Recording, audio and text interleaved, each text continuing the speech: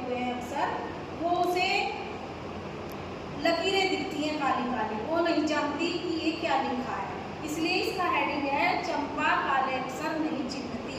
जो किताबों में जो लिखाई होती है वो काले रंग की होती है ना, तो उसे काले रंग के वो अक्षर पहचान नहीं आते।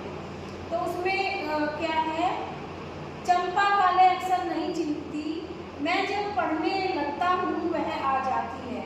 तो जो कवि हैं वो कह रहे हैं कि जब मैं बैठकर पढ़ता हूँ तो वो लड़की आज मेरे पास आ जाती है। चंपा जो है, जो इस पाठ के कवि हैं, वो अपना कवि हैं, वो तो लिखते रहते हैं कुछ ना कुछ। जब कवि है तो जब वो लिखते रहते हैं या कुछ पढ़ते हैं तो वो लड़की दौड़कर उनके पास आ जाती है।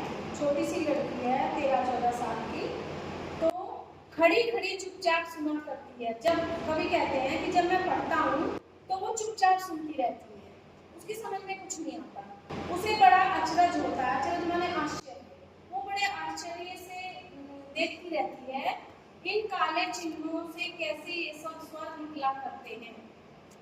तो जैसे मैं पढ़ रही हूँ कि इन काले चिन्हों से कैसे स्वर निकलते हैं, तो वो बड़े आश्चर्य से देखती है कि ये क्या काली काली लाइनें हैं और इनमें से कवि जो पढ़ रहे हैं ये कहाँ से निकल रहे हैं। उसे तो वो लाइनें दिख रही हैं अक्सर और कवि में पढ़ रहा है, तो उसे बड़ा आश्चर्य होता है कि ये जो कवि पढ़ रहे हैं, बात कर रहे हैं, जो आवाज मुझे आ रही है वो इनमें से कहाँ से आ रही है। तो बोलते थे ये तो लगी रहे हैं काली, तो इनमें से कहाँ से दिख रहा है, क्या आ रहा है, क्या पढ़ रहे हैं। उसे बड़ा आश्चर्य होता है क्योंकि वो अनपढ़ है।